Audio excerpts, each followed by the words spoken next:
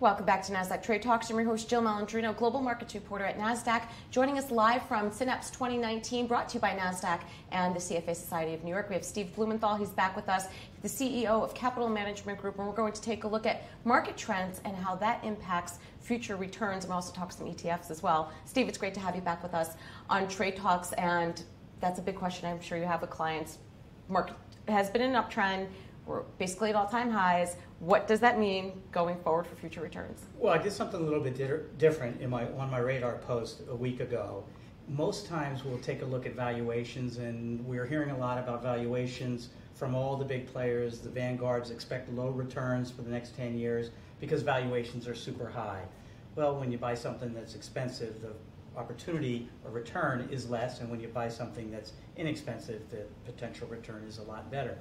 So we know that valuations are really high, and they don't tell us anything about when a market may turn or not turn, but what they do tell us a lot about is what forward returns are going to be. So in last week's post, I took a little bit of a different twist. I looked not at valuations, but I looked in terms of trend. And so over time, equities are going to produce, over the next 30 years, a pretty consistent return stream that's going to get you a better return than what bonds are going to get the investors. So if you have 30 years, it's going to get a relatively predictable stream. But over that time, you go above that trend and below that trend and above that trend. And you can measure how far you are from that normal growth trend. So you break that into different categories, most expensive to least expensive. It too can tell you an awful lot. So where we are at a very overbought level in the market, way above the trend, is projecting returns that will be negative for the next 1 year, the next 3 years, the next 5 years, 7 years, 10 years. And the only one that isn't negative, it's slightly positive, is the next 12 years.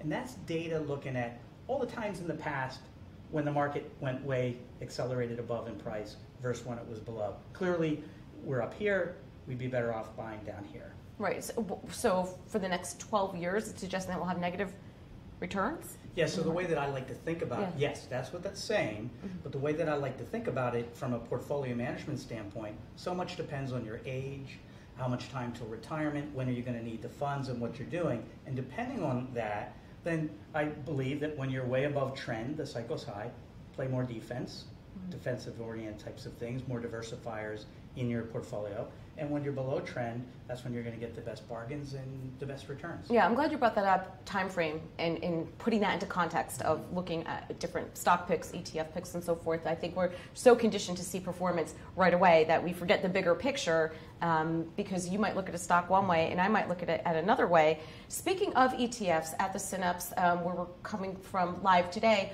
what are some of the themes that you're hearing? Well, something that grabbed me this morning, and I'm an ETF strategist, and our clients are other investment advisors, and we help them with all of the back office and portfolios and all those sorts of things. So being in the ETF space for a lot of years, really, in the early days to now, the big things that we're no longer talking about ETFs as, is this a safe thing? Is it going to be something that's going to implode the market because of the structure? We're not talking about how the creation process works. So we're past all of that, so it's been well accepted.